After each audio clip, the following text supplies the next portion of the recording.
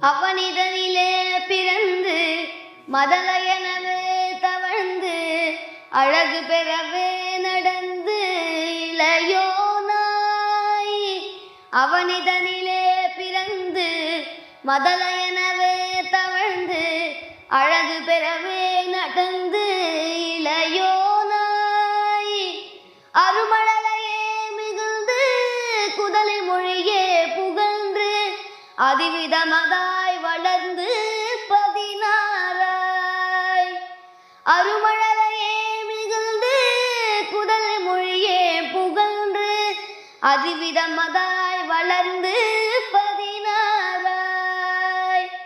சிவகலைகளாகமங்கள் மிகவும் அறிவோதும் அன்பர் திருவடிகளே நினைந்து துதியாமல். சிவகலைகளா